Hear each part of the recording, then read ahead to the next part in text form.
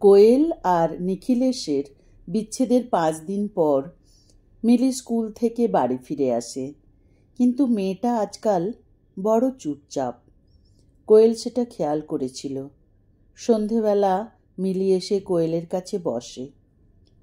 মা, তুমি bad touch আর good touch মানে জানো?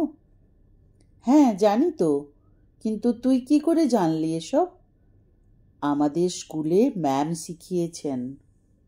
ও আচ্ছা, তা তুই বুঝতে পেরেছিস তো ব্যাড টাচ আর গুড টাচের পার্থক্য? হ্যাঁ, পেরেছি। তুমি আর বাবা যে টাচ করো সেটা গুড টাচ, আর নিখিলেশ আঙ্কেল যে টাচ করে সেটা ব্যাড টাচ। কি বলছিস এইসব? মিলি চুপ করে থাকে। কোয়েল মিলিকে কাছে টেনে বুকে জড়িয়ে নেয়, আর একটা ভয় শুরু হয় কোয়েলের। হঠাৎ করেই অনির্বাণের অনেক পরিবর্তন হয়েছে। আগের মতো কাজ নিয়ে বেশি ব্যস্ত থাকে না। বাড়িতে অনেকখানি সময় দেয়। কাজের মধ্যে থাকলেও বারবার ফোন করে কোয়েলকে। সময় পেলেই ঘুরতে নিয়ে যায় কোয়েল আর মিলিকে। হঠাৎ করেই অনির্বাণের এমন পরিবর্তনের কারণ কোয়েল খুঁজে পায় না। কোয়েল কোনো প্রশ্ন করতে গেলেই অনির্বাণ বলে সে অনেক অন্যায় করেছে, অবহেলা করেছে, সে নিজের ভুল বুঝতে পেরেছে। আরও আগেই হয়তো বোঝা উচিত ছিল সংসারের প্রতি বড্ড উদাসীন ছিল সে। এখন সে সংসারের সমস্ত দায়িত্ব কর্তব্য পালন করবে। ছোট্ট সংসারটা সুখে শান্তিতে ভরে উঠবে। কোয়েলের কান্না পায়, কিন্তু কাঁদতে পারে না। নিখিলেশের ব্যাপারটা বারবার বলতে গিয়েও বলতে পারেনি অনির্বাণকে। অনির্বাণ কষ্ট পাবে, শুনে হয়তো বা কোনোদিন ক্ষমা করতে পারবে না কোয়েলকে। হঠাৎ করে কোনো কারণ ছাড়াই রাতারাতি অনির্বাণের এই পরিবর্তন কোয়েলকে অনেকটা ভাবনায় ফেলে দিয়েছে। সব কিছু ভালোভাবেই পার হচ্ছিল। অনির্বাণ আর কোয়েলের সংসারে শান্তি ফিরে এসেছিল। নিখিলেশের সাথে কথা বলা একেবারেই বন্ধ হয়ে গিয়েছিল। ফোন, মেসেজ সব বন্ধ। আগের মতো নিখিলেশের প্রোফাইলও চেক করে না কোয়েল। নিজেকে কেমন যেন স্বার্থপর মনে হচ্ছিল কোয়েলের। কিন্তু সে কোনোদিনও নিখিলেশকে ব্যবহার করতে চায়নি, শুধু তাকে বোঝার মতো একজন মানুষ চেয়েছিল। তবুও তার মনে একটা বিষয়ে ভীষণ খটকা লাগছিল। মিলির কথাটা শুনে। নিখিলেশ মিলিকে ব্যাড টাচ করত, এই কথাটা কোয়েল কিছুতেই মানতে পারছিল না। কোয়েল তখনও জানত না তার জীবনে এক কালবৈশাখী আসতে চলেছে। সকালে অনির্বাণের অফিস, মিলির স্কুল, এই নিয়ে ব্যস্ত থাকে কোয়েল। তারপর তারা যে যার নিজের গন্তব্যস্থলে রওনা দিলে সে একটু ফ্রি হয়। কিছুক্ষণ পর হোয়াটসঅ্যাপে একটা মেসেজ ঢোকে। কোয়েল পাখি, এত তাড়াতাড়ি আমার খাঁচা থেকে মুক্তি তুমি পাবে না। কোয়েল অবাক হয়। এই ধরনের কথা কোনো দিনও নিখিলেশ বলেনি। তবে কি নিখিলেশকে যেমন ভাবত তেমন সে নয়? মিলির কথাটা তাহলে ঠিক? আর কোনো কিছু না ভেবে কোয়েল নিখিলেশকে ফোন করল। তাহলে এতদিন পর কোয়েল সোনা ফোন করলো আমায়? আমি তো তোমায় বলেছি আমার মনের অবস্থা। তুমি আমাকে বোঝার চেষ্টা করো প্লিজ। পারলে আমায় ক্ষমা করো। এতদিন ধরে তো বুঝেই গেছি, এবার তুমি আমাকে বোঝার চেষ্টা করো। তোমাকে বুঝবো মানে? কি চাও তুমি? এই তো বুদ্ধিমতী মেয়ে, কত তাড়াতাড়ি বুঝে গেলে আমায়। যাই হোক, সেরম কিছুই চাই না। এত বড়লোক হাজব্যান্ড তোমার, টাকা পয়সার অভাব নেই। এই মুহূর্তে আপাতত আমাকে 40,000 টাকা পাঠিয়ে দাও। তুমি কি আমাকে? হ্যাঁ, ঠিকই ভেবেছ। এতদিন ধরে অনেক অভিনয় করেছি। তোমার মতো মাছকে জালে তোলার জন্য অনেক কাঠখড় পোড়াতে হয়েছে আমায়। ছি নিখিলেশ, তুমি একটা বাজে। এখনো তো আমাকে তুমি সম্পূর্ণভাবে চিনতে পারোনি ডার্লিং। তোমার সমস্ত ছবি, আমাদের দেখা করার প্রমাণ, এমনকি আমাদের প্রেমালাপের মেসেজের স্ক্রিনশট অবধি আছে আমার কাছে। সেগুলো যদি তোমার হাজব্যান্ডের কাছে পৌঁছে যায় তাহলে কি হবে বলো তো কোয়েল ডার্লিং? তুমি আমার এত বড় ক্ষতি করতে পারো না। চাই না তো ক্ষতি করতে, শুধু আমি যা বলবো তাই করো। এইভাবে প্রতি মাসে একটা মোটা অঙ্কের টাকা নিখিলেশকে পাঠাতে থাকে কোয়েল। নিজের এই ভুলের জন্য নিজেকে বারবার দোষী মনে করতে লাগলো। অনির্বাণকে জানাতে পারেনি কথাটা লজ্জায়। নিজের সেভিংস থেকে টাকা পাঠাতে থাকে। এই সব জানতে পারলে অনির্বাণ কোনো দিনও কোয়েলকে ক্ষমা করবে না। ভেতর থেকে পুরোপুরি শেষ হয়ে যাচ্ছিল কোয়েল। কোনো বন্ধুকে বিশ্বাস করে বলতে পারছিল না এই ঘটনাগুলো। কেউ বুঝতো না, বরং খারাপ ভাবত। অনির্বাণ এখন অনেক পাল্টে গেছে। কোয়েল যেমনটি চেয়েছিল সেইভাবেই। তারপর যদি এইসব জানতে পারে। 3 মাস পর নিখিলেশের চাওয়ার পরিমাণ আরও বেড়ে যায়। কোয়েলকে একা দেখা করতে বলে। কোয়েল জানতো নিখিলেশ কি চায়। কোয়েল সম্পূর্ণভাবে ভেঙে পড়েছিল, আর কোনো রাস্তা খোলা ছিল না তার কাছে। এখন শুধু একটাই রাস্তা। একটা কাগজে সব লিখে নিয়েছিল কোয়েল। সেখানে সমস্ত কথাই লেখা ছিল। তার মৃত্যুর জন্য সে নিজেকেই দায়ী লিখেছিল, আর বারবার সেই চিঠিতে অনির্বাণের কাছে ক্ষমা চেয়েছিল। এবার তার অপেক্ষা ছিল সবার ঘুমিয়ে যাওয়ার। গভীর রাত। অনির্বাণের ফোন বেজে ওঠে। ফোনের ও প্রান্তে এক পুরুষ কণ্ঠ। এবার এই খেলার সমাপ্তি করতে হবে। অনেক মাস হয়ে গেল।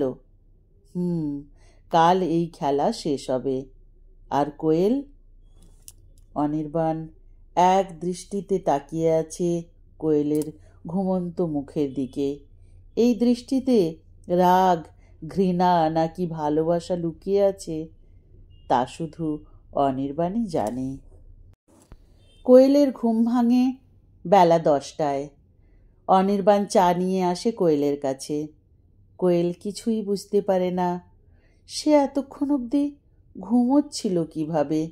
সে তো ঠিক করে নিয়েছিল অনির্বাণ আর মিলি ঘুমিয়ে গেলে এই পৃথিবী ছেড়ে চলে যাবে। মিলির কথা মনে পড়তেই অনির্বাণকে মিলির কথা জিজ্ঞাসা করে। অনির্বাণ জানায় মিলিকে সে স্কুলে পাঠিয়ে দিয়েছে, আর সে নিজে আজ ছুটি নিয়েছে অফিস থেকে, তার সাথে সময় কাটাবে বলে। কোয়েল অনেকক্ষণ অনির্বাণের দিকে তাকিয়ে থাকে। কত কি বলার আছে কোয়েলের, অথচ বলতে পারছে না। অনির্বাণ কোয়েলকে রেডি হয়ে নিতে বলে ঘুরতে যাওয়ার জন্য। কোয়েলের মনে অনেক প্রশ্ন ভিড় করে আসলেও সে নীরবই থাকে। তারপর তার মনে পড়ে গত রাতের সুইসাইড নোটটার কথা। সেটা তার জীবিত অবস্থায় কোনোভাবেই যেন অনির্বাণের হাতে না পড়ে। ড্রয়ার খুলে দেখল চিঠিটা যথাস্থানেই আছে। এখনও সব কিছু ধোঁয়াশা লাগছে। এতক্ষণ অবধি কোনোদিন কোয়েল ঘুমোয়নি। তাহলে এতবেলা অবধি সে কিভাবে ঘুমোচ্ছিল? আর অনির্বাণ ডাকেনি কেন তাকে? কিছু একটা জিজ্ঞাসা করতে যাওয়ার আগেই অনির্বাণ কোয়েলের পায়ের দিকে তাকিয়ে বলল, আচ্ছা কোয়েল, তোমার পায়ের নখে নেল পালিশ নেই কেন? খেয়াল ছিল না, আমি লাগিয়ে নেব। না থাক, আমি নেল পালিশ লাগিয়ে দেবো আজ, সাথে নূপুরও পরিয়ে দেবো। না না না, আমি। বললাম তো আমি সাজাবো তোমায়। জানো কোয়েল, তোমার নুপুরের আওয়াজ আমার কত ভালো লাগে। সারাদিন কাজ শেষে যখন বাড়ি ফিরি, তোমার নুপুরের আওয়াজ আমায় এক শান্তি দেয়। কোনোদিন বলা হয়নি এই কথাটা। কোয়েলের অজান্তেই কয়েক ফোঁটা জল চোখ থেকে গাল পেয়ে নামতে থাকলো। খেয়াল করলো অনির্বাণের চোখেও জল ছিল। প্রকৃতিতে আজ মনে হয় চারিদিকে শুধু প্রেম ভরে উঠেছে। কোথাও কোনো বিষাদ নেই, কোথাও কোনো মন খারাপ নেই। শুধু কিছু জমা কষ্ট আছে কোয়েলের মনে। অনির্বাণের চোখের দিকে তাকাতে লজ্জা লাগে তার। বড্ড অন্যায় করেছে সে মানুষটার প্রতি। কোয়েল শুধু চেয়েছিল অনির্বাণ তাকে বুঝুক, কিন্তু কোয়েল কোনোদিনও অনির্বাণকে বোঝার চেষ্টা করেনি। দিন রাত অনির্বাণ কাজ করে শুধুমাত্র কোয়েল আর মিলির জন্য।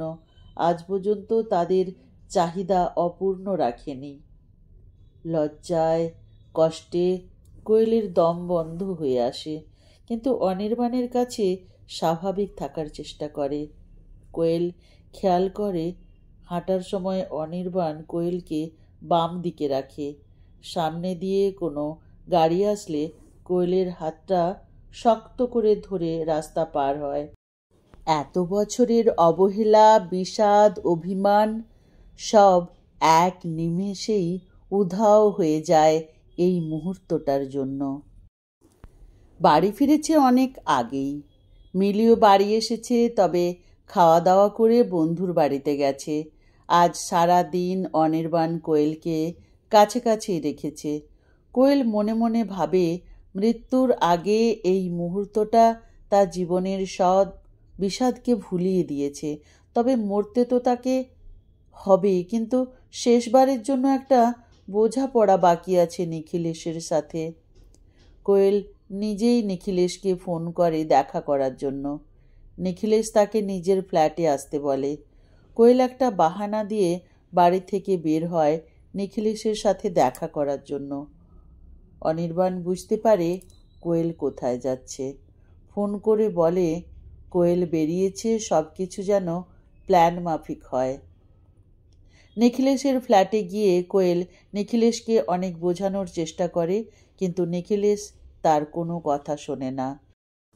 তারপর অনেক কথা কাটাকাটির পর নিখিলেশ কোয়েলের মুখ বেঁধে দিয়ে নিজের বিছানার সাথে কোয়েলের হাত পা বেঁধে দেয়। কোয়েল জ্ঞান হারায়। ঠিক সেই মুহূর্তে কলিং বেল বেজে ওঠে। নিখিলেশ কোয়েলকে ওইভাবে ফেলে রেখে রুমের দরজাটা বন্ধ করে এসে স্বাভাবিক থাকার চেষ্টা করে। কলিং বেল তখনও বেজে চলে। দরজাটা খুলতেই অনির্বাণ পুলিশ নিয়ে ঘরে ঢোকে। নিখিলেশ হকচকিয়ে যায়। পুলিশ নিখিলেশকে গ্রেপ্তার করে এবং তার মোবাইল ও ল্যাপটপ নিয়ে থানায় যায়। পাশের রুম থেকে অক্ষত অবস্থায় কোয়েলকে উদ্ধার করে হসপিটালে নিয়ে যাওয়া হয়। জ্ঞান ফেরে কোয়েলের। কাছেই বসেছিল অনির্বাণ। পুলিশ এসে সবটুকু জানায় কোয়েলকে, কিভাবে তাকে উদ্ধার করা হয়েছে। নিখিলেশ আপাতত জেলে। কোয়েলকে এখনও আরও একটা লড়াই লড়তে হবে, যাতে নিখিলেশের ভালো রকম সাজা হয়। তবে এই লড়াই কোয়েলের একা নয়, তার সাথে অনির্বাণও আছে। লজ্জায় তাকাতে পারে না সে অনির্বাণের দিকে। অনির্বাণ কোয়েলের মাথায় আলতো করে হাত বোলাতে থাকে এবং তাকে সমস্ত ঘটনা বলতে থাকে। অনির্বাণের সন্দেহ অনেক আগেই হয়েছিল, তাই অনিচ্ছা সত্ত্বেও কোয়েলের ফোন রোজ চেক করত। কোয়েল কোনোদিনও তা টের পায়নি। ফোন কলস আর মেসেজ দেখিয়ে পুরো ব্যাপারটা বুঝে গিয়েছিল অনির্বাণ। কষ্ট পেয়েছিল, ব্যথা পেয়েছিল, মন ভেঙেছিল, কিন্তু অনির্বাণ জানত তার জন্য অনেকটা সে নিজেই দায়ী। দীর্ঘদিন অবহেলা আর অবজ্ঞার জন্যই কোয়েল এই মোহতে জড়িয়ে পড়েছিল। প্রতিদিনই কোয়েলের অনুপস্থিতিতে তার ফোন চেক করত অনির্বাণ। এবং কোয়েল যে এই সম্পর্ক থেকে বেরিয়ে আসতে চেয়েছিল তাও সে জানত। তারপর নিখিলেশের ব্ল্যাকমেল করা, প্রতি মাসে কোয়েলের টাকা পাঠানো, সবটাই অনির্বাণের জানা ছিল। সে ভেবেছিল কোয়েল হয়তো একদিন নিজের থেকেই সব বলবে। সেই রকম একটা ভরসার জায়গাও তৈরি করতে চেয়েছিল অনির্বাণ। কিন্তু এতদিনের দূরত্বে সেই জায়গাটা সহজে তৈরি হতে পারেনি। তাই বাধ্য হয়ে পুলিশের সাথে কথা বলে। এতদিন ধরে অনির্বাণ অপেক্ষায় ছিল এই দিনটির জন্য, যাতে নিখিলেশকে হাতে নাতে ধরতে পারে। কোয়েল আত্মহত্যার পথ বেছে নিয়েছিল, সেটা চিঠিটা পড়েই অনির্বাণ বুঝে নিয়েছিল। তাই কোয়েলকে না জানতে দিয়েই ঘুমের ওষুধটা খাইয়েছিল সে, যাতে কোয়েল সারা রাত ঘুমোতে পারে। অথচ গত রাতে অনির্বাণ ঘুমোতে পারেনি। বারবার কোয়েলের ঘুমন্ত মুখের দিকে তাকিয়ে ক্ষমা চেয়েছিল। গভীর রাতেই পুলিশের সাথে প্ল্যান করা হয়েছিল আজকের দিনটার জন্য, কারণ কোয়েল যে কোনো সময় কিছু একটা করে বসত। কোনোভাবেই কোয়েলকে হারাতে রাজি ছিল না অনির্বাণ। রাতেই কোয়েলকে বাড়ি নিয়ে আসে অনির্বাণ। কোয়েল তখনও একটা ট্রমার মধ্যেই থাকে। অনির্বাণ আবারও বলে কোয়েলকে, সব কিছু এখনো শেষ হয়ে যায়নি, আবার নতুন করে শুরু করি। রাতে অনির্বাণের বুকে মাথা রেখে অনেকক্ষণ কেঁদেছিল কোয়েল। হয়তো সারা রাত ধরেই, কিংবা কাঁদতে কাঁদতে ঘুমিয়ে পড়েছিল। এইরকমই তো একটা আশ্রয় চেয়েছিল কোয়েল। নমস্কার।